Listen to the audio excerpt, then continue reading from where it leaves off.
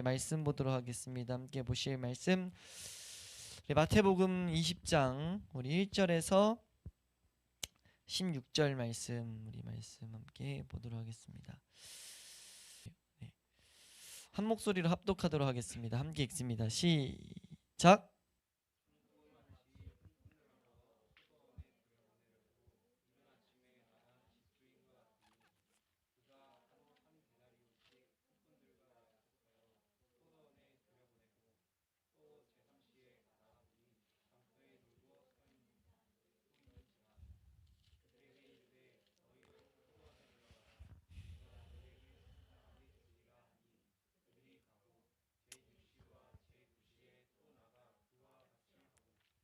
제11시에도 나가보니 서 있는 사람들이 또 있는지라.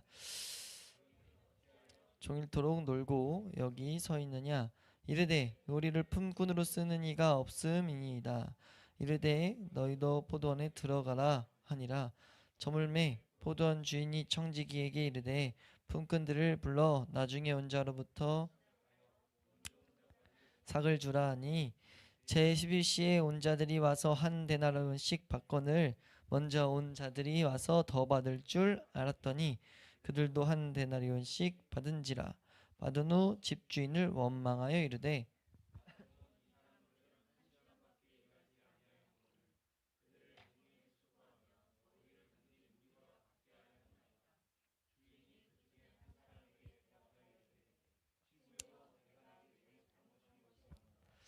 내가 나와 한 데나리온의 약속을 하지 아니하였느냐. 내 것이나 가지고 가라. 나중 온 이 사람에게 너와 같이 주는 것이 내 뜻이니라. 내 것을 가지고 내 뜻대로 할 것이 아니냐. 내가 선함으로 네가 악하게 보느냐. 이와 같이 나중된 자로서 먼저 된 자로서 나중되리라. 아멘. 우리가 영적 침체에 대해서 지금 8번째 시간으로 보고 있는데요. 참 너무 감사하죠. 이런 고민들을 우리보다 앞서서 이런 고민들을 먼저 하신 분들이 있다는 게 참 감사해요. 왜냐하면 성경 곳곳이 등장하는 분명한 사실은 마귀는 공격한다는 거죠. 한번 따라할까요? 마귀는 공격한다. 이 세상 신으로서 이 마귀는 존재하면서 우리의 마음을 계속 요동치게 만들어서 뭐하게 만드냐면 하나님이 주시는 은혜를 누리지 못하게 하죠. 그 은혜의 가장 대표적인 건 기쁨입니다. 기쁨. 그리스도인들은요, 신앙이 작던 크던 기쁠 수밖에 없어요. 왜냐하면 우린 부름받은 것 자체가 기적임을 본 자들이거든요. 내가 어떻게 부름받을 수 있었는가, 내가 어떻게 하나님을 알아가는 길에 서 있을 수 있는가에 대한 찬양이 나올 수밖에 없는 거예요. 그래서 우리 철로역정에 이걸 잘 묘사한 게 크리스찬이라는 인물이 그 왕을 제대로 알지 못해도 그 왕을 계속 찬양하는 대목들이 나오거든요. 그분은 신실하시다 이런 고백이 나오는데, 그러니까 크든 작든, 믿음이 크든 작든 하나님을 찬양하는 기쁨은 항상 있을 수밖에 없어요. 근데 마귀는 이거를 속여버린다는 거죠. 여러 가지로 속이는데 그 공격들을 어떻게 하면 이길 수 있는가라고 했을 때 공격하는 방법들을 알아야 우리가 이길 수 있다는 거예요. 그래서 우리가 이 연속적인 설교를 통해 가지고 어떻게 공격하는지들을 하나씩 이렇게 우리가 보고 있다는 것을 잊지 않을 수 있기를 소망합니다. 그래서 우리가 8번째 시간까지 왔는데, 특별히 이번 시간은 저번 시간이랑 이어서 우리가 말씀을 보게 됩니다. 저번 시간에 핵심적인 게 뭐였냐면요, 한번 따라할까요? 우리 신앙생활은 올바로 시작하는 것이 너무나 중요하다. 올바로 시작하는 건 너무 중요해요. 구원의 길을 제대로 알고 구원의 길을 우리가 제대로 가르치고 그 방향 설정을 하고 시작하는 것. 한번 더 할까요? 방향 설정. 구원을 주시는 건 하나님이기 때문에 그 온전한 십자가에다 우리 시선을 두고 나아가는 게 너무 중요하다는 거죠. 그렇게 됐을 때 그것만큼 중요한 게 무엇이냐면은 올바로 시작하는 것만큼 올바로 계속 가는 게 너무 중요해요. 한번 더 할까요? 올바로 계속해서 가는 것. 그러지 않으면 또 우리는 이 신앙생활에 불행이 찾아옵니다. 신앙생활의 불행은 하나님을 제대로 누리지 못하는 거죠. 율법주의로 또 빠져버리는 거죠. 율법주의로 빠지게 되면 신앙생활이 힘들어지는 거예요. 우리의 삶이 되게 지치는 거죠. 근데 진리를 알지니 진리가 우리를 자유롭게 해요. 그러니까 내 신앙생활에 어떠한 내 신앙이 크든 작든 우리 신앙은 자유함 가운데 걸어가는 겁니다. 단지 크든 작든 계속해서 날마다 나를 죽이는 일이죠, 그냥. 근데 그것을 우리는 기쁨으로 알기 때문에 그 싸움을 우리는 해나갈 수 있는 거고요. 이해되시나요? 근데 우리가 올바른 길을 지속적으로 걷지 않으면 불행해져요. 그러니까 그건 무슨 말이냐면 이 걸음 가운데 괴로움이 이렇게 틈탄다는 거죠. 그건 마귀 작품입니다. 마귀 작품. 한번 더 할까요? 신앙생활에 괴로움은 마귀 작품이다. 이 기준을 잘 세워놓으라고요. 우리 신앙생활 하는데 뭔가 괴롭다, 뭔가 힘들다 라고 하면 마귀가 어떤 분명 공격을 던져놓은 거예요. 단지 내가 발견 못할 뿐이죠. 네. 그러니까 우리가 이 중대한 이 신앙의 원리를 놓치지 않을 수 있기를 축원합니다. 우리 신앙생활은 이 세상의 우리가 즐겁다는 건 우리가 항상 실수할 수 있는 중대한 걸 또 한번 잠깐만 언급하고 가면 육신이 즐겁다라는 게 아니에요. 마냥 육신이 주는 기쁨이 있다는 게 아닙니다. 내가 이 세상에서 고난이 있을지라도 우리가 오늘 말씀 마치면서 이 본문을 읽겠지만 말씀 하나를 읽겠지만 내가 어떠한 상황이라도 고난 가운데 있더라도 내가 그걸 즐거움으로 여기는 거예요. 그러니까 그렇게 우리는 걸을 수 있다고요. 그러니까 그렇게 걷기 위해서는 이 은혜의 원리를 우리는 놓쳐서 안 된다는 거죠. 그러니까 우리가 한번 더 할까요? 은혜의 원리를 놓쳐서 안 된다. 예, 신앙의 원리 곧 은혜의 원리를 놓쳐서 안 된다는 거죠. 그래서 우리가 시작도 중요하지만 지속적으로 올바로 걷는 것이 너무나 중요하다라는 것, 우리가 이것을 잊지 않을 수 있기를 축원합니다. 이 지속성이 중요한데 그래서 이것이 아주 중요한 원리로서 여러 가지 성경의 비유를 통해 말씀하시는데 특별히 이 지속성을 무너뜨리게 하는 여러 가지 공격 중에 강력한 공격 하나를 지금 이 성경 오늘 그리고 저번 주에 봤던 마태복음 20장은 중요한 원리 하나를 소개시켜주고 있다는 거예요. 뭐에 대한 공격이요? 한번 더 할까요? 신앙의 원리에서 벗어나게 하는 것. 신앙의 원리, 우리 믿는 것의 원리. 그 원리는 뭡니까? 오직 한번 더 따라할까요? 오직 은혜로. 신앙의 원리의 기초 시작은 은혜로 시작하는 거예요. 그러니까 그 신앙의 원리를 올바로 지속한다는 것은 은혜로만 지속한다는 거죠. 이것을 가로막는 하나의 모습이 오늘 본문에서 지금 우리에게 가르치는 것이다. 한번 따라할까요? 은혜에서 벗어나게 하는 것. 우리가 그것을 이제 저번 시간에 이 포도원 비유를 통해서 세 가지의 모습을 우리가 살펴봤단 말이에요. 이 포도원 품꾼의 비유, 우리가 비유 말씀하면서 제가 이거 언급 한번 드렸지만 다시 한번 언급드리면 비유를 항상 볼 때는 한 가지 큰 메시지를 분명 말씀하시는 게 있는데 잘못 해석해서 그 안에 있는 것을 하나 1대1로 이렇게 또 잘못 해석해버리면 안 된다는 거죠. 특히 포도원 품꾼은 뭐 11시에 온 사람들, 뭐 3시에 온 사람, 이걸 또 1대1로 다른 해석들을 막 만들어내는 경우가 있는데 대단히 좀 잘못된 방향으로 가기 좋은 해석입니다. 왜냐하면 예수님은 분명히 이 포도원 품꾼을 통해 가지고 저번 시간에 길게 살펴봤으니까 안 볼 예정이지만 베드로 그 대화가 지금 이어졌다는 거예요. 19장에 뭔가 이 제자들이 잘못 갖고 있던 신앙의 틀을 가지고 지적했다는 거죠.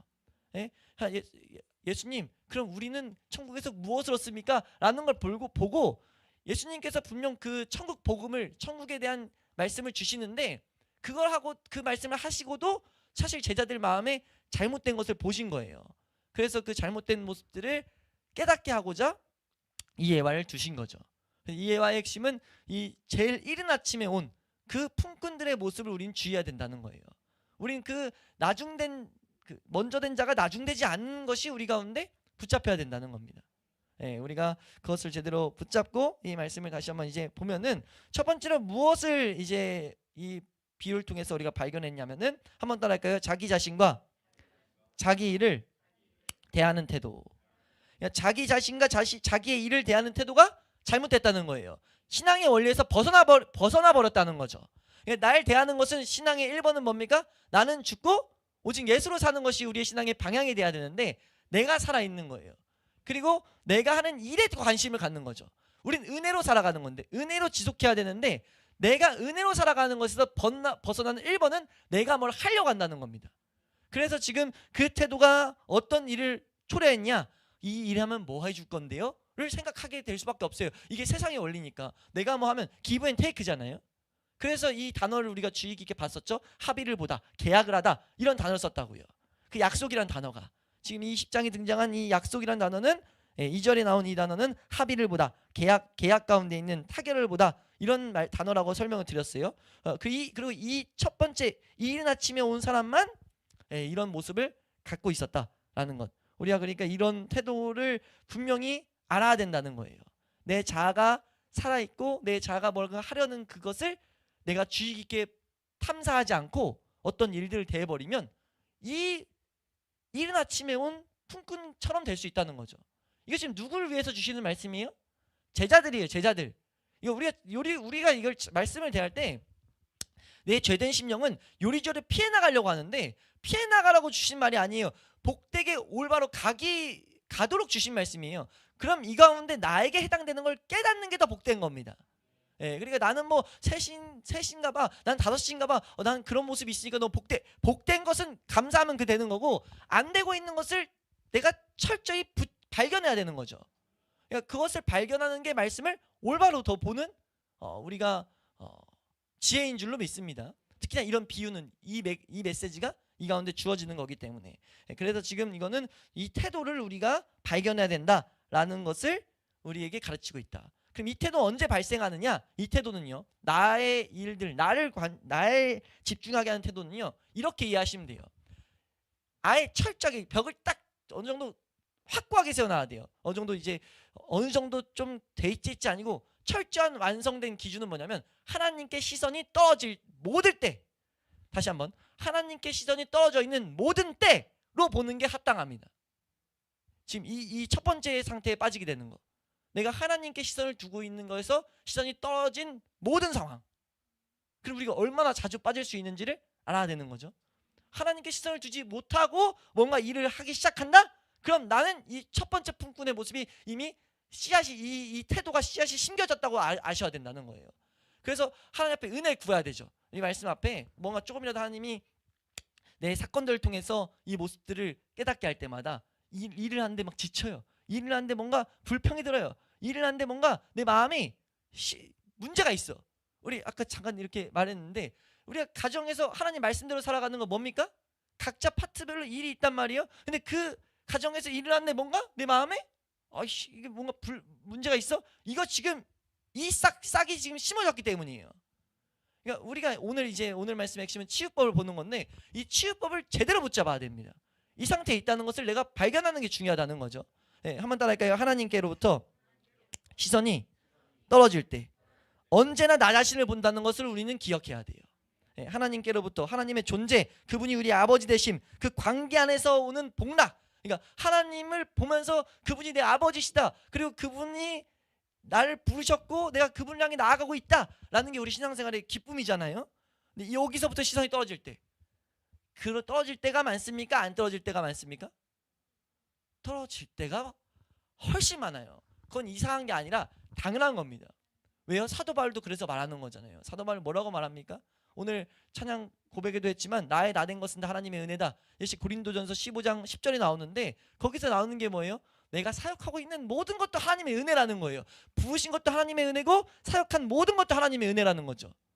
이 은혜란 것을 말하면서 15장 31절에 뭐라고 말하냐면요, 이 고린도 교회에게 설명을 할 때 이 은혜 가운데 있는 비결은 뭐냐면, 날마다 죽는 거야 라고 말해요. 그러니까 이걸 잘 봐야 되는 거예요. 우리가 왜 날마다 죽는 것이 은혜 가운데 있는 거예요?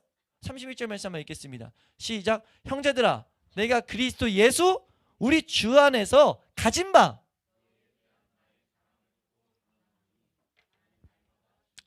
이 자랑을 보면요, 10절 말씀 보면, 안 띄워주셔도 돼요. 10절 말씀 보면 내가 사역했던 모든 것은 하나님의 은혜라고 말해요.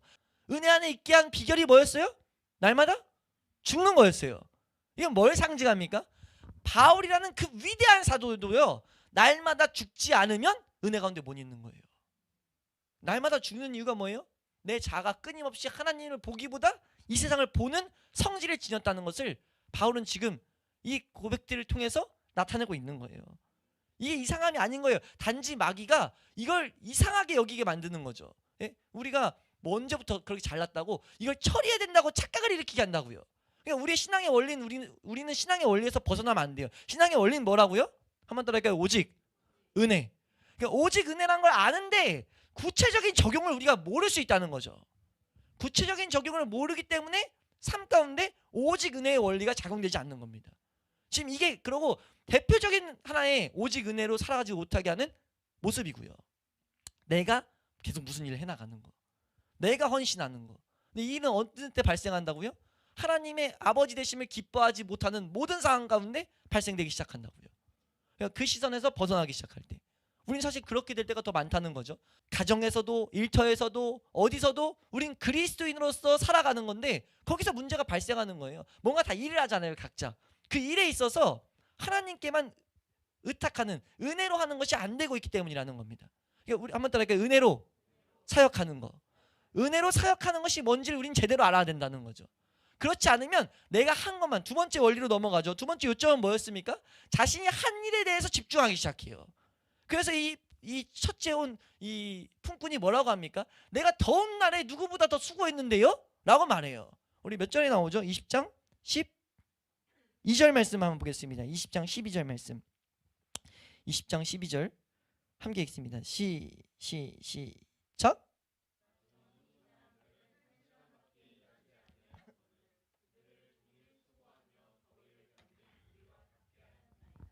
네, 지금 이게 지금 치명적인 태도가 들어온 거죠. 왜요? 지금 은혜의 원리를 잊다 보니까, 은혜의 원리를 잊으면 뭐가 발생될 수밖에 없냐면 내가 한 일에 대해서 주목을 합니다. 나 이런 일 했는데 이거 너무 보상 안 받아서 속상한 거 아니야? 어디서든지 보상 받으려고 한다는 거죠. 이게 왜 발생했다고요? 은혜의 원리에서 지금 내가 벗어나 있다는 것을 알아야 된다는 겁니다.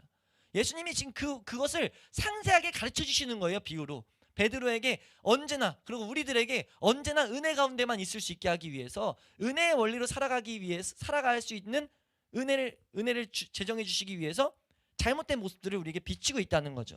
우리가 이것을 정확히 새겨 놓아서 은혜의 원리를 잊었을 때 나타나는 이 모습이 발생될 때마다 우리가 이 치유를 향해, 하나님의 은혜를 다시 향해 방향 설정을 제대로 할 수 있기를 주의 이름으로 축원합니다.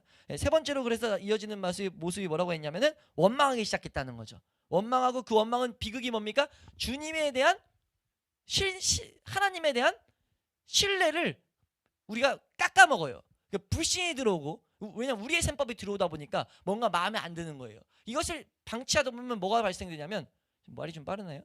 이거 한번 했었으니까. 이게 지금 말라기서에 나오는 거거든요. 이게 방치하니까 어떤 일이 발생하냐면, 말라기서 이스라엘 백성이 민족적으로 하나님이 우리 어떻게 사랑했어요? 라고 말해요. 하나님이 내가 너희를 사랑했다라고 말했더니 하나님이 우리 어떻게 사랑했어요? 라고 말하는데, 그게 왜 그러냐면 자신의 셈법으로 지금 하나님이 주신 은혜를 구하고 있기 때문이에요. 그 모든 문제의 발생은 내가 은혜로 시작했고 은혜로 살아가고 있다는 것을 망각하는 데서 시작됐다는 거죠. 하나님의 자녀란 것 자체가 은혜란 것을 놓침에서 시작됐다는 겁니다. 그러니까 우리가 이 비극적인 모습이 나타날 때 이것이 비극인 줄을 아는 것도 참 복이에요. 하나님을 원망할 때 내가 비극인지 모를 수 있다는 거죠. 그리스도인은 항상 기뻐해야 되는데, 항상 감사할 수 있는데, 그 은혜를 빼앗겼음에도 불구하고 그게 나에게 큰 문제가 아니라 기도 응답이 안 일어나는 게 큰 문제로 다가올 수 있다는 거죠. 이게 정말 비극이라는 거예요. 우리는 그런 문제에 빠지지 않을 수 있기를 주의 이름으로 축원합니다. 그러니까 지금 마귀란 존재가 우리에게 끊임없이 속삭이는 거예요. 이 품꾼에게 사실 속삭인 거거든요. 품꾼에게 너 이렇게 일했는데, 너 이렇게 뭐 했는데 하나님이 안 주는 게 마땅한 거야? 이 말이 들려질 수 있었던 원인은 뭐였냐면 은혜의 원리에서 이미 벗어나 있었기 때문입니다. 내가 은혜 받았다는 사실을 망각해서. 그래서 이것이 사실 중요한 치유법인데, 우리가 이제 오늘은 사실 치유법을 중심으로 내가 내 자아가 계속 이렇게 일하는 것을 치유할 수 있는 말씀의 치유법을 우리가 보면은, 그 치유법이 가장 핵심되는 바탕은 뭐냐면요, 한번 따라할까요? 하나님의 나라를 지배하는 원리를 이해하는 것. 하나님의 나라를 지배하는 원리를 이해하는 거예요. 다시 한번 하나님의 나라를 지배하는 원리를 이해하는 것. 하나님 나라를 지배하는 원리. 말은 어렵지만 하나님 나라를 지배하고 있는 하나의 원리, 법칙 하나가 있습니다. 그 법칙은 뭐냐면요, 우리가 계속 말했던 하나님 은혜라는 거예요. 하나님의 은혜로 하나님 나라는 우리에게 주어졌습니다. 하나님의 은혜로 하나님 나라는 보존되고 있어요. 우리에게 계속해서 지속된다는 거죠. 하나님의 은혜로 이 말씀들은 지금도 성취되고 있다고요. 하나님의 은혜예요. 하나님 백성을 지배하는 원리는요, 하나님 은혜입니다. 그거 외엔 없어요. 뭘 껴드는 순간 아무도 자격을 갖추지 못하기 때문에 오직 하나님 은혜로 된다고요. 근데 우리가 사람들이 끊임없이 내 어떤 공로를 그 안에 집어넣으려고 하는 게 문제라는 거예요. 그러니까 이 은혜라는 이 원리를 우리가 제대로 이해하는 게 이 치유법의 온전한 바탕입니다. 한번 더 할까요? 우리는 오직 은혜 가운데 서 있다. 우린 내가 지나왔던 모든 시간이, 내가 누려왔던 모든 것들이 다 은혜였소라는 그 고백, 그게 성경적 고백이란 말이에요. 사실 우리 신앙의 고백이라고요. 모든 것이 다 은혜였소예요. 은혜.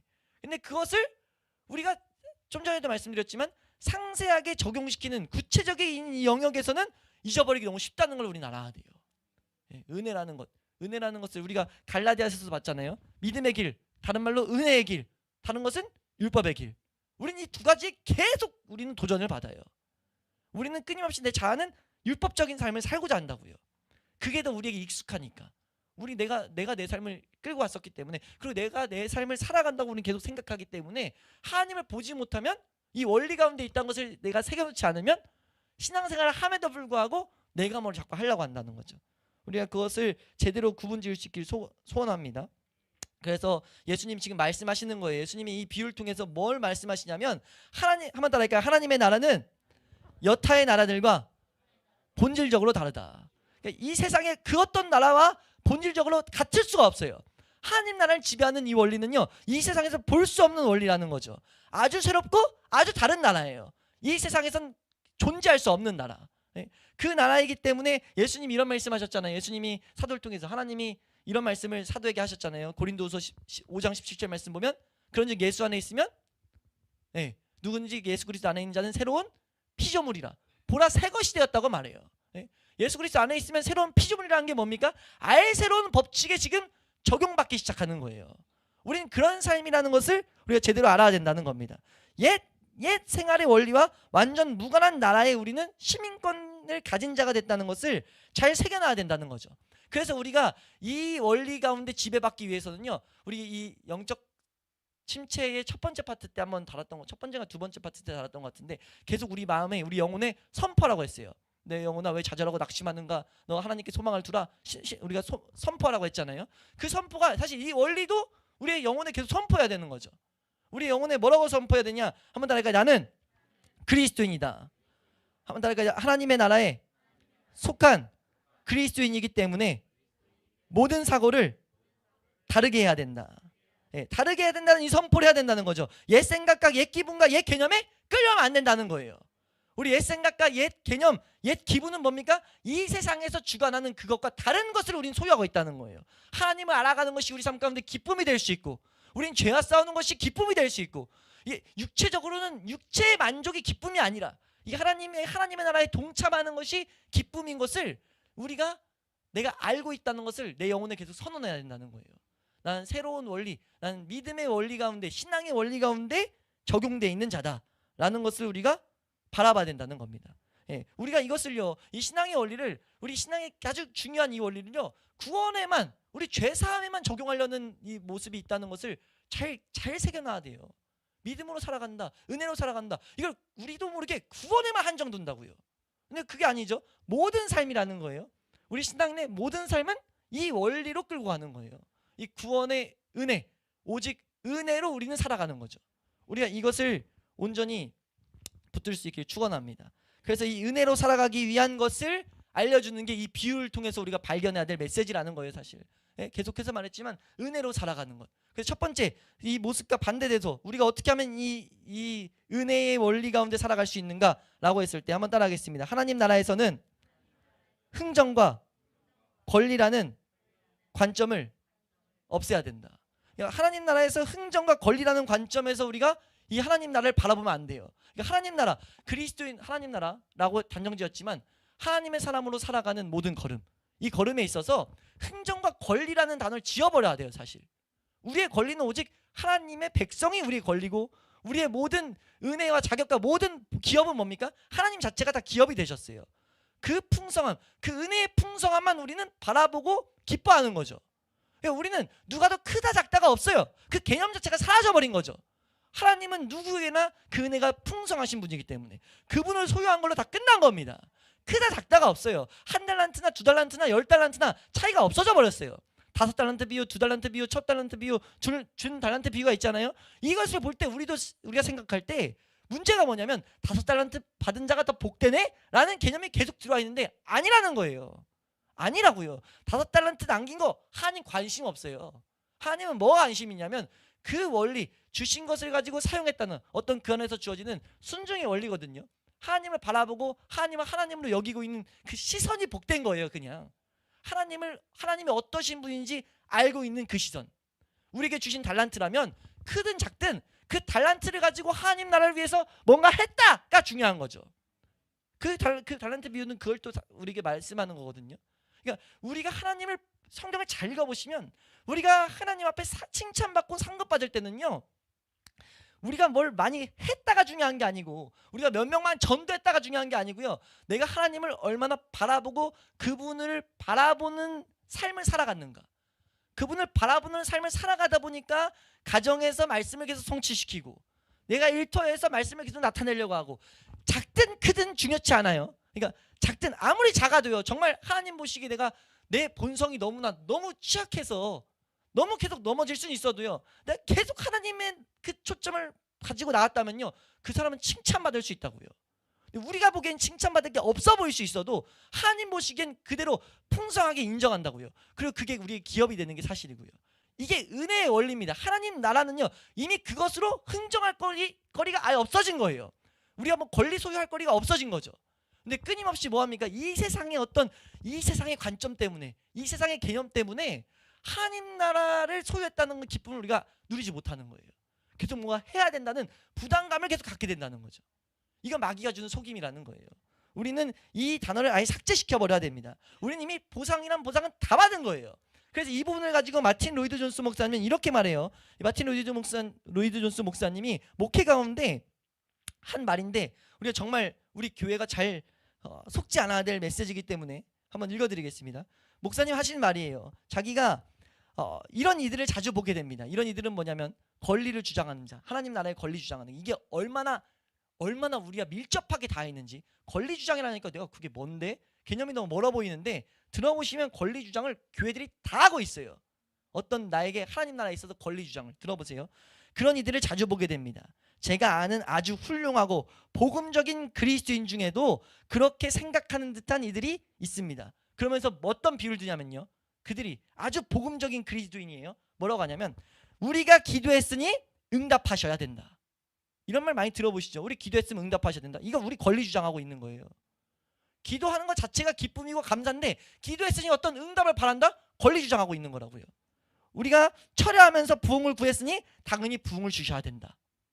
이걸 보고 마틴 루이스 목사님이 뭐라고 하냐면, 이것을 자판기 기독교라고 부른다.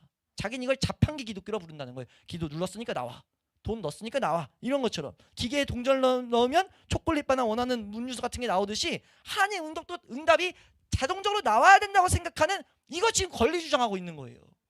이걸 이렇게 생각하면 우리가 얼마나 지금 하나님 앞에서 이 예수님이 말씀한 이 모습에 다 있는지를 발견해야 된다는 거죠. 기본적인 태도에서 하나도 다를 바가 없다. 과거에도 사람들이 철야하며 부흥을 구했을 때 부흥을 주셨으니까 우리도 철야 기도를 하면 부흥을 주셔야 된다. 아니, 철야 기도에서 부흥을 주신 건 하나님이 은혜로 주신 거예요. 근데 철야 기도했다고 주신 게 아니라고요.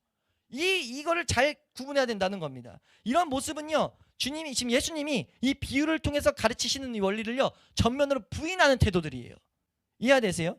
예, 기도든 다른 무엇이든 내가 무엇을 했을 때 절대 받을 자격이 있다고 생각하는 것, 이거 절대 안 된다는 거예요. 은혜의 원리 가운데 살아가는 거라고요. 이것을 부수는 게 뭡니까? 내가 뭐 했으니까 주세요. 이 내 권리 주장하는 거. 이 태도가 우리 가운데 없어져야 될, 내가 철저히 싸워야 될, 철저히 경계해야 될 태도라는 겁니다. 이 태도 남겨두면 뭐합니까? 분명 원망해요. 분명히 하나님의 기쁨을 누리지 못해요.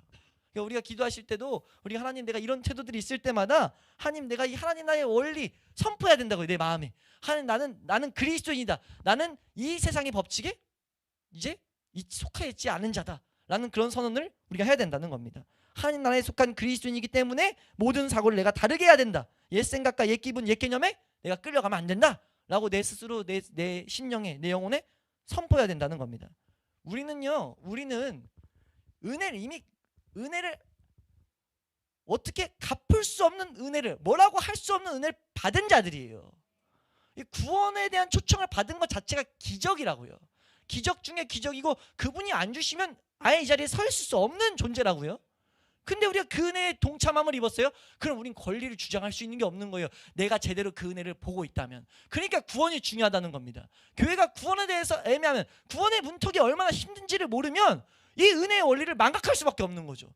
아니 뭐 초콜릿보다 값싸게, 얘들아 모여봐, 얘들아 내가 초콜릿 줄 테니까 기도 한번 따라해 볼래? 하나님 난 죄인입니다. 예수님이 내 안에 오시기를 영접 기도해 놓고 너희들 다 구원받았어. 이런 사람들이 어떻게 은혜를 압니까? 이런 사람이 어떻게 은혜를 알아요? 그 은혜가 얼마나 큰지를 어떻게 압니까? 아니 그 은혜가 크다는, 우리 신앙은 은혜로 살아가야 되는데, 은혜의 원리에서 벗어나면 안 되는데, 내가 은혜를 모르는데 어떻게 은혜의 값어치를 내가 보면서 살아가요? 계속 그냥 내가 뭘 할 뿐이죠. 그러니까 우리가 이 치유법의 중요한 것은요, 우리는 새로운 피조물이라는 것을 잊으면 안 돼요. 새로운 법칙에 적용되는 자라는 것을 놓치면 안 됩니다. 그 새로운 법칙은 뭐라고요? 한번 따라할까요? 오직 은혜다. 우리는 오직 은혜라는 거예요. 오직 은혜를 구체적인 영역, 내 삶의 모든 영역에 적용하는 것이 너무 중요하다는 것을 잊지 않을 수 있기를 축원합니다. 그래서 우리가 이런 권리 주장하게 되면 어떻게 되냐면요, 권리 주장하면은 어떻게 되냐면, 예수님 말씀하세요. 마태복음 6장 16절 말씀에 내가 진실로 너에게 이르노니 그들은 자기 상을 이미 받았다. 권리 주장하면 예수님이 하시는 말씀은 그거밖에 없어요. 니들 이미 이 세상에서 다 상 받았어. 네? 바리새인들은 자기가 했던 것에 대한, 난 이러니까 하나님의 사람이야 라는 은혜가 바탕이 된 게 아니에요. 어떤 말씀을 지키는 것이 바탕이 되어 있다는 거죠. 이러면 우리는 신앙생활하면서 불평할 수밖에 없어요. 원망할 수밖에 없다는 거죠. 네. 그리고 이 두 번째 원리는, 이거 이어지는 두 번째 원리는, 그러다 보니까 우리가 뭡니까? 일일이 당연히 다 있는 내용이지만 내가 하는 일을 일일이 기록하거나 기재하지 않는 거예요. 한번 더 할까요? 내가 하는 일을 일일이 기록하거나 기재하지 않는 것. 이걸 가지고 마틴 로이드 존스 목사님은 뭐라고 말하냐면, 회계장부 쓰기를 포기해라 라고 말해요. 우리도 모르게 회계장부 쓰고 있어요. 나 이렇게 하나님 앞에 이렇게 했지 저렇게 했지 다 쓰고 있는데 그거 다 지워버리라는 거예요. 어떻게 하면 지울 수 있습니까? 바탕이라고 말씀드렸던, 우리는 하나님 앞에 은혜 받은 존재라는 것을, 그 원리 가운데 있다는 것을 제대로 묵상하고 바라보고 계속 그 가운데 거해야만이 회계장부 안 쓸 수 있어요. 그거 안 하면 회계장부 쓴다니까요. 나 이렇게 했는데요, 내가 하나님 말씀대로 살려고 이렇게 했는데요, 이 말이 사실 나올 수가 없는데 나오기 시작한 건 뭐예요? 은혜의 원리에서, 지속성에서 벗어나 버렸다는 거죠. 그러니까 불평이 나온다는 거예요. 그러니까 기쁨을 못 누리는 거죠. 우리는 그냥 계속 기쁨을 누릴 수밖에 없는데, 우리가 기쁨을 못 누리게 되는 게 이런 원리가 이런 모습이 들어왔기 때문이라는 것. 그러니까 우리가 하는 일과 우리 수고를 기록하지 말고 우리 뭐 하는 겁니까? 하나님의 은혜를 주신 것에 동참한 것을 우리가 바라봐야 돼요. 제대로 그걸 바라본다면 뭐밖에 안 나옵니까? 한번 더 할까요? 와 이건 와밖에 안 나요. 내가 어떻게 이 은혜에 동참하고 있는가? 내 걸음이 어떻게 이 은혜, 한없는 은혜를 주신 것을 내가 이 세상에 나타내는데, 비춰내는데 쓰임받고 있는가? 그것만 점점 더 깊이 볼 수밖에 없다는 거죠. 내가 얼마나 많은 시간을 일했냐, 얼마나 많은 양을 일했느냐, 이거에 관심을 점점 못 두게 된다는 거예요. 왜냐하면 두려고 할 때마다 은혜의 원리를 계속 바라보게 됐을 때, 묵상이 깊어지면 깊어질수록 내가 일을 했다는 것 자체가 뭐냐면, 와, 나 너무 부끄럽다, 난 진짜 무익한, 난 진짜 무쓸모다, 이 고백이 나오게 된다는 거예요. 이 고백을 예수님이 가르치시죠. 예수님 뭐라고 말씀하시냐면요, 이 비유를 말씀하세요. 마태복음 말씀에, 아니죠, 우리 예수님 뭐라고 말씀하시냐면, 누가복음 17장 10절 말씀, 누가복음 17장 10절 말씀에서 이렇게 말씀하세요. 한 개 읽습니다. 시작.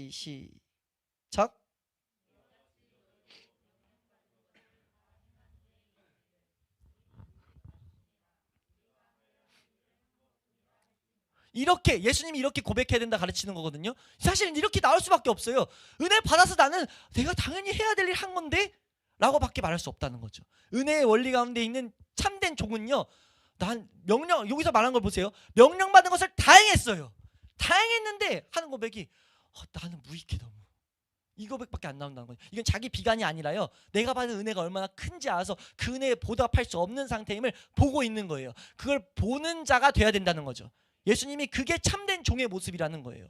참된 신앙의 원리 가운데 있는 자의 모습이라는 거죠. 그리고 그 자는요, 우리가 확고하게 믿을 수 있는, 감사할 수 있는 거 한 가지는요, 하나님은 그 자들에게 동일하게 뭘 말씀하시냐면, 그 자들은 자기가 생각한 그 어떤 것보다 큰 은혜를 더욱더 받을 거예요. 확실 있게 말할 수 있는 것은요, 우리 예수님 말씀하셨잖아요. 우리 언젠가 영원한 세계 때 우리의 지식이 다 열린다고 했을 때, 은혜를 묵상해서 은혜가 너무 커서 그 은혜에 보답하는 기쁜 마음으로, 감사한 마음으로만 살고 있었는데, 근데 그 은혜가 더 크다는 것을, 시선이 더 확장되면서 하나님 나라 오실 때 내가 어떻게 이렇게 큰 은혜를 받아? 이 포도한 비유가 뭡니까? 나머지 모든 품꾼들은 그랬다는 거죠. 모든 품꾼들은요, 그냥 내가 일할 수 있는 것만 해도 감사하지 했더니 1데나리온 받는 순간 뭐였어요? 와, 내가 어떻게 1데나리온을 받지? 이런 고백이 나올 수밖에 없었다고요.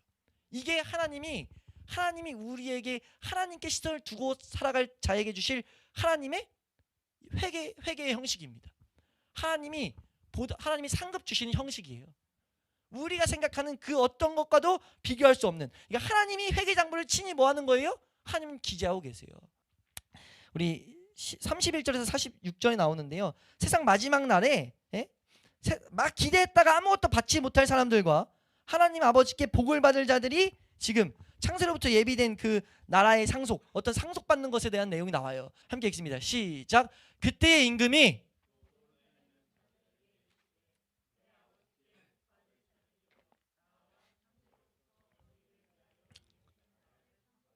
상속, 뭐라고 말씀하세요? 창세로부터 너희를 위해서 예비된 나라, 내가 줄 것을 상속받아라 라고 했을 때, 사실 제자들이 말할 것은, 이 오른편에 있는 사람들이 말할 것은요, 나 근데 내가 뭐 한 게 없는데요? 내가 복받을 자들로 살은 게 없는데요? 라고 우리는 고백할 수밖에 없다고요. 모르고 있는 상태인 것을 밑에 기록해요. 근데 하나님 뭐라고 말씀하시냐면, 예수님 뭐라고 말씀하시냐면, 내가 줄일 때 먹을 것을 먹게 했고, 목마를 때 마시게 했고, 나그네 되었을 때 영접했고, 헐벗을 때 옷을 입혔고, 병들었을 때 돌봐왔고, 옷 갇혔을 때 와서 보았다 라고 말하는데, 의인들이 말하는 거예요. 내가 언제 주님한테 그런 일들을 했죠? 라고 했더니 예수님 하신 말씀이 뭐예요? 이 세상에서 했던 모든 행위들이 다 나를 위해서 한 거야 라고 말씀하는 내용들이 나오는 거예요. 여기서 나오는 게 가난한 자, 줄인 자, 이들을 돌봐서 하나님이 한 게 아니에요. 지금 단순히 그 내용이 아니라 어디에 있든지 하나님을 바라보고 살아왔던 거예요. 하나님께 소망을 두고 걸어갔을 때 하나님이 기재해 놓은 은혜가 우리 가운데 주어진다는 것을 우리는 바라봐야 된다는 겁니다.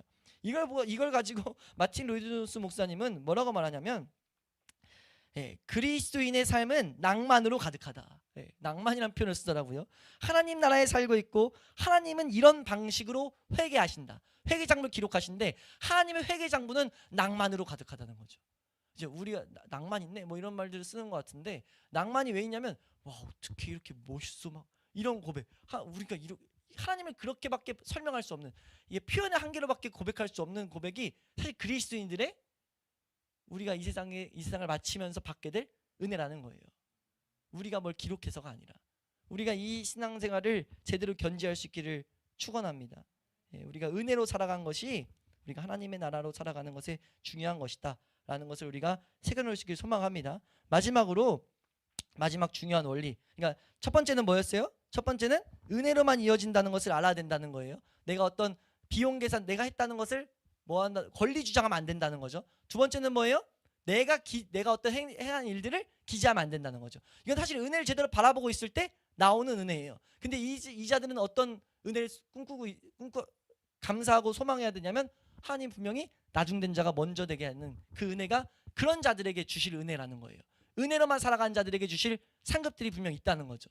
그러니까 우리 상급 챙기려고 바득바득 할 필요 없다는 거예요. 하나님이 알아서 다 챙겨주시니까. 그리고 그분의 챙김에는 낭만이 있다. 우리가 이것을 제대로 바라봐야 된다는 거죠.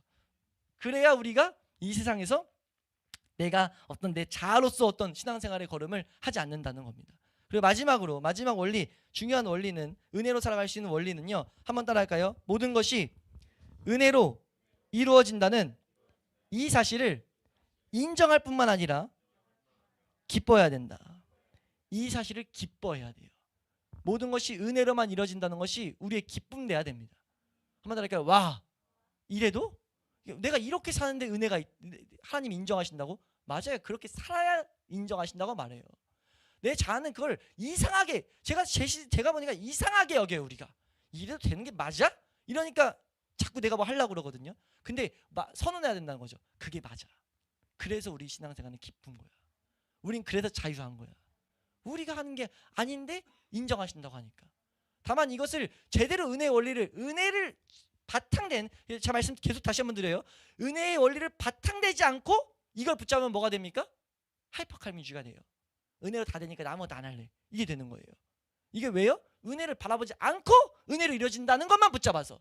근데 은혜로 이루어진다는 것이 기쁨 되는 자들은 누구냐면 은혜의 원리를 바라보고 있는 자들이에요. 은혜를 바라보면 내가 재면서 살아갈 수가 있습니까? 내 삶을 위해서 살아갈 수가 있어요? 그게 아니라는 거죠. 모든 것을 다 감당해도 나는 무익하다고 말하는데 그런 삶을 우리가 사라지게 된다는 거예요. 우리가 그런 삶을 우리가 살아갈 수 있는 은혜가 있을 수 있길 축원합니다. 이것이 예수님의 관점이자 예수님의 가르침이며 지금 이 신앙생활의 중요한 비결이라는 거예요. 예수님도 지금 그렇게 사셨어요. 예수님도요, 이 세상에서 하나님의 사람으로 살아가는 것을 기뻐하셨어요. 기뻐하시는데 뭐였냐면 내가 지금 이 하나님의 사람으로 살아가는 것, 그러니까 하나님 말씀 따라 살아가는 것을 그냥 은혜로 이루어지는 이것을 그냥 기뻐하는 삶을 사신 게 빌립보서 2장 4절에서 5절 말씀에 나옵니다. 빌립보서 2장 4절에서 5절 말씀. 우리 4절 5절 말씀 한번 읽겠습니다. 시작.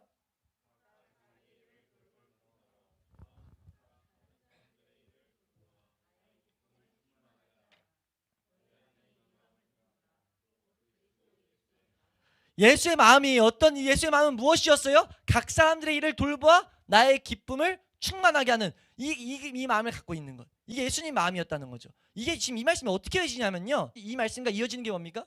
그는 근본 하나님의 본체시나 하나님과 동등됨을 취할 것으로 여기지 아니하고 자기를 비워가지고 종의 형체를 가지사 사람같이 나타나셨어요. 사람들과 같이 되셨어요. 이 말씀이 뭐예요? 다 버리고 내려왔다는 거죠. 예수님 개인에게는 비극적인 일이 앞에 펼쳐져 있는데 그 비극적인 일을 바라보고 걸어가면서 어떤 마음을 품었어요? 너무 기쁘다. 막 기쁨에 충만해 있다. 왜 예수님이 기뻤습니까? 예수님의 기쁨은 어디 있던 거예요? 하나님의 그 나라의 그 계획에 동참하는 것, 그 일을 위해서 섬기는 것이 기쁨으로 왔다는 거예요. 우리 그리스도인들은요, 그것이 우리의 삶의 방향이 돼야 됩니다. 그리고 그 맛을 볼 줄 알아야 돼요. 그 맛을 볼 때 우리는 어떻게 됩니까? 그 맛을 볼 때 그 은혜의 이 신앙의 원리 가운데 있어서 하나님 안에서 오는 이 기쁨의 맛을 볼 때 우리는 내게 능력 주신 자 안에서 나 모든 것 할 수 있다 고백하는 거예요. 그래서 계속 말씀드리는, 풍부에 처할 때도 이것 때문에 기쁜 거고, 나는 비천에 처해 있어도 내가 개의치 않은 것은 힘들어요. 힘든데 나는 이것 때문에 기뻐요. 이해되세요? 이 고백이 우리 가운데 있어야 된다는 겁니다. 우리 빌립보서 4장 12절 13절 말씀 한번 보시면 함께 얘기했습니다. 시작. 나는 비천에 처할 줄도 알고 풍부에 처할 줄도 알아. 모든 일 곧 배부름과 배고픔과 풍부와 궁핍에도 처할 줄 아는 일체의 비결을 배웠다. 내게 능력 주신 자 안에서 나는 모든 것을 할 수 있다 라고 말하면서, 그러면서 내게 능력 주신 자 안에서 난 모든 걸 할 수 있어요. 그러니까 이 기쁨 안에 있을 수 있어요. 근데 그런 것에서 끝이지 않고 14절이 중요합니다. 14절입니다. 시작. 그러나 너희가 내 괴로움에, 이 그러나가 사실 단어를 보면 그럼에도 불구하고라는 단어입니다. 그럼에도 불구하고 너희가 내 괴로움에 함께 참여했어요. 이 괴로움이 뭡니까? 내가 하나님의 사람으로서 살아갈 때 필연적으로 이 당시에 복음 전파를 위해서 있었던 박해들 가운데 동참했다는 거죠. 근데 그것을 어떻게 할 수 있었습니까? 지금 이 은혜의 원리를 알고 있었기 때문에 할 수 있었다는 거예요. 우리도 그러면 이걸 할 수 있습니까? 없습니까? 우리는 못하는데 우리가 은혜의 원리에 동참해 있다면 이 삶이 우리 가운데 주어질 거라는 거죠. 우리가 이것을 우리가 이 길을 사모할 수 있기를 주의 이름으로 축원합니다. 이것이 비결이라고 말씀하고 있어요. 비결인 것을 우리는 발견해야 된다는 거죠. 우리가 시간을 따지는 것, 시계 이렇게 표현해요. 시계도 찾아보지 말고 일한 양도 계산하지 말고 장부도 기재하지 마십시오 라고 권면해요. 네? 시계도 쳐다보지 말고 내가 일한 양도 계산하지 않고 장부도 기재 안 하는 것, 어떻게 해야 그럴 수 있어요? 하나님의 영광과 하나님을 위해 일하도록 부름받은 이 특권을 온전히 바라볼 때, 그리스도인이 된 이 특권 외에는 다 잊어버릴 때, 우리는 그때 은혜의 원리 가운데 비로소 우리가 그 은혜를 누리며 살아갈 수 있다는 겁니다. 우리가 그렇게 살아갈 수 있길 소망합니다. 그럼 우리가 제일 중요한 건 뭐겠어요? 한번 따라할까요? 그리스도인이 된 특권을 제대로 바라보게 하여 주시옵소서. 그것을 바라보고 그것을 내 삶 가운데 선포하고 그 삶의 원리에 그 원리에 내 삶을 계속 맡겨드리는 거예요. 그때 우리는 이 일체에 만족하는 비결을 우리가 경험하게 될 것이고 처음도 은혜였고 내 삶의 모든 것도 은혜였다. 내 끝도 은혜다 라고 고백할 수 있을 줄로 믿습니다. 우리가 어떤 모습 내가 살아온 것들과 내가 해온 이것들이 나에게 힘을 주는 게 아니에요. 내가 그런 것들이 힘이 되는 것이 아니라 뭐가 힘입니까? 우리 주 예수 그리스도 안에 있는 하나님의 은혜가 우리에게 힘입니다. 예수 그리스도 안에 있는 은혜가 은혜 가운데 있었던 시간들이요 상급이에요. 착각을 하지 않으셔야 돼요. 내가 뭐 한 것이 하나님 나라의 상급이 아니고요. 은혜 가운데 거한 시간들이 상급입니다. 은혜 가운데 거하다 보면 우리는 신앙이 성장할 수밖에 없기 때문에 우리가 그리스도인들의 삶은 은혜로 시작해서 은혜로 지속되고 은혜로 마무리된다는 것을 우리가 잊지 않을 수 있길 축원합니다. 우리 아까 안 읽었던 고린도전서 15장 10절 말씀 우리 읽고 124번입니다. 우리 124번 우리 뒤에 은혜로다 주의 은혜 찬양 찾아주시고요. 우리 말씀 먼저 띄워주시고 고린도전서 15장 10절 함께 읽습니다. 시작. 그러나 내가 나된 것은 하나님의 은혜로 된 것이니 내게 주신 그의 은혜가 헛되지 아니하여 내가 모든 사도보다 더 많이 수고하였으나 내가 한 것이 아니요 오직 나와 함께 하신 하나님의 은혜로다. 아멘. 우리가 이 은혜의 원리 가운데 동참해 있다는 것을 잊지 않아서 은혜로 시작됐다면 은혜로 지속해야 된다는 것을 잊지 않을 수 있게 축원합니다. 이거 잘 새겨놓으셔야 돼요. 이걸 머리로만 알고 있으면요 힘들어요. 왜냐하면 내 자아가 죽기 싫어하거든요. 뭐 하길 바라거든요. 차라리 율법적으로 하라고 그러면 기뻐하는데 할 게 생겼다 해서 기뻐하는데요. 은혜로 살아가라고 하는 이 말씀만 들어놓으면요 싫어해요. 근데 이 말씀은 어떨 때 능력이 됩니까? 살아낼 때 능력이 됩니다. 율법은요 딱 들었을 땐 기뻐요. 근데 살아내면 비극이 됩니다. 근데 은혜는요 들었을 땐 괴로워요. 살아내면 복이 됩니다. 우리가 이것을 살아내기 위해서 그래서 뭐가 필요한 겁니까? 기도하는 게 필요한 거죠. 은혜를 구하는 게 필요한 겁니다. 말씀 앞에 내가 굴복하게 하여 주셔서 겸손히 이 말씀을 받아들여서 이 말씀이 실제가 되기를 더욱더 소망하오니 실제가 되게 하여 주시옵소서. 이것을 거부하는 모든 내 자아들이 다 굴복당하게 하여 주시옵소서. 우리가 이 시간도 그런 은혜를 구할 수 있기를 소망합니다.